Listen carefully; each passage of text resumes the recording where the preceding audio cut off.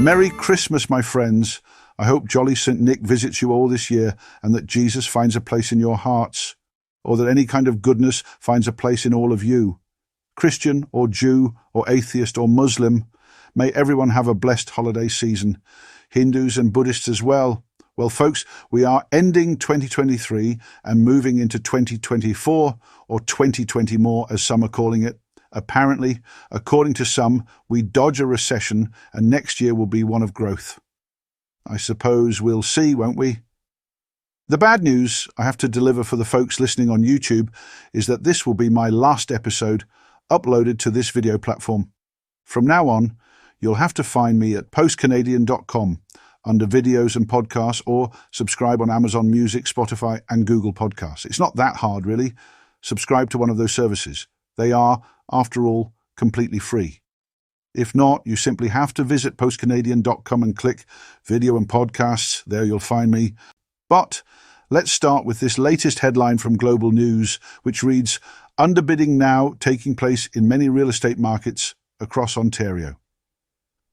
The article says, quote, "A digital real estate company has been analysing the data across a good portion of the province and says prices and sales have dropped, with some underbidding now taking place in many areas," end quote. I suppose that's good news, isn't it?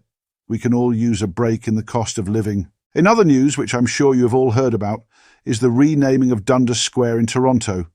Get this, they are renaming it after a term used by a slave-trading African tribe.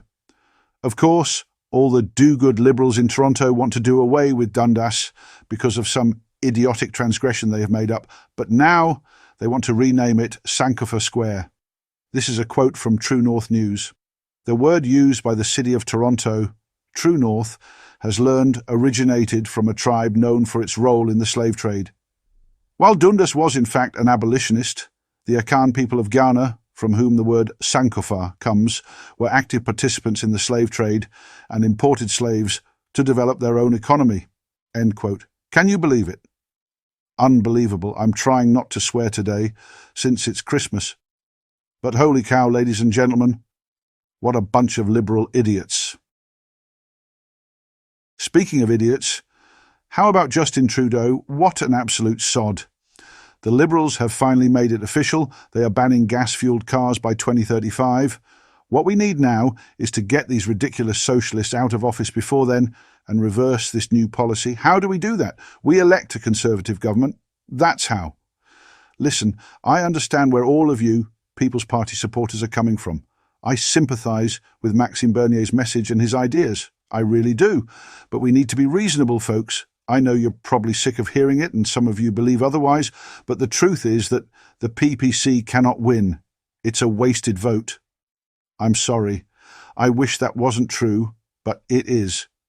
I get what many of you are saying, that if we all keep thinking this way, parties like the PPC will never win. I get it, but this is how Westminster politics works, my friends. Perhaps we really do need proportional representation. Sure, idiots like the Greens and New Democrats would win more seats, but so would the PPC. Maybe that's what we really need. An electoral overhaul. That's something to ponder over the holidays. What do you think? If you look at countries like Israel, they have a fascinating and unique system that almost always results in no party getting a plurality of the votes, meaning the top 2 or 3 parties have to work together to form a government.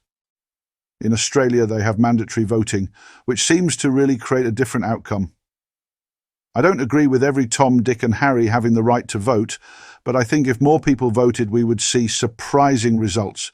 A lot of you think we might get even more Liberal and left-wing governments, but I really don't know if that's true. I think there are a lot of silent PPC and hardcore right-wing voters out there.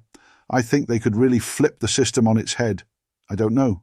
What I do know is that our current system really doesn't work for most Canadians. The people out west especially think it doesn't work for them. Did you know that if one party swept all the seats in BC, Alberta and Saskatchewan, it still would not be enough to win a majority? On the other hand, if one party swept all the seats in Ontario and Quebec, it would be enough. That sounds like an imbalance, one that needs to be fixed by electoral reform.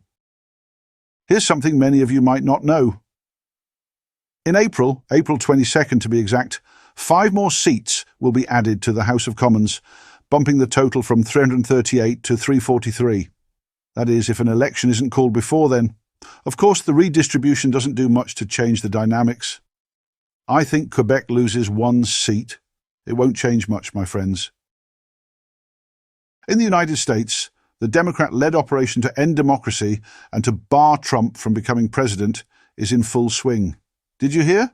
The Colorado Supreme Court disqualified Trump from the state's presidential ballot.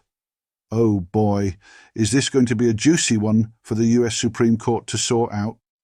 Apparently, the Colorado court has deferred the ruling as they actually expect an appeal, which would then take it to the US Federal Supreme Court. Other states have efforts underway to ban Trump from their ballots, including Maine, Michigan, and California. Colorado and California are most blue states anyhow, but if Michigan succeeds, and if the federal court agrees or allows each state to make this decision, that's not a good thing at all. All of this, my friends, is an unprecedented assault on democracy. It's just disgraceful, really. Imagine being so scared of a candidate like Donald Trump that you have to actually believe silly lies like the January 6th insurrection.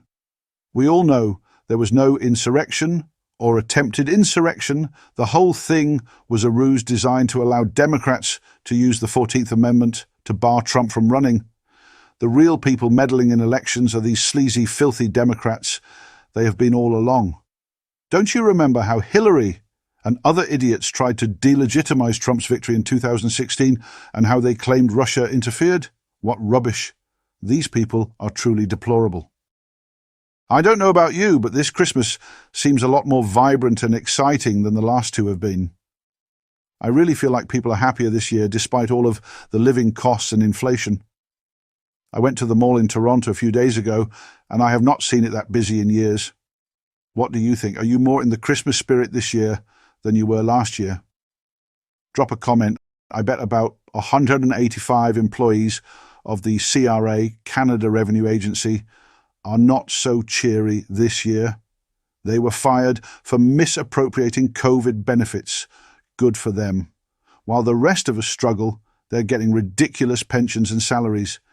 I can't count the amount of people I know who have really been struggling for the past few years.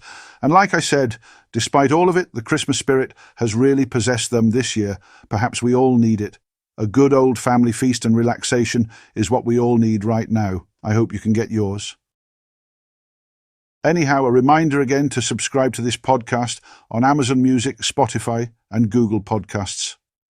Another really easy way to keep up to date is to visit postcanadian.com/bloke. You can stream me straight from that page. There is also a subscribe option coming, so you can be notified every time a new episode drops. I'm not going anywhere, folks. I'm here to stay. And like I said, I have a couple of interviews planned for the new year as well, so make sure you stay in touch. From me and my family, have yourselves a Merry Christmas and an ever so happy New Year. Stay safe and we will see you again soon. I'll see you again, or rather you'll hear from me again in 2024. Goodbye for now.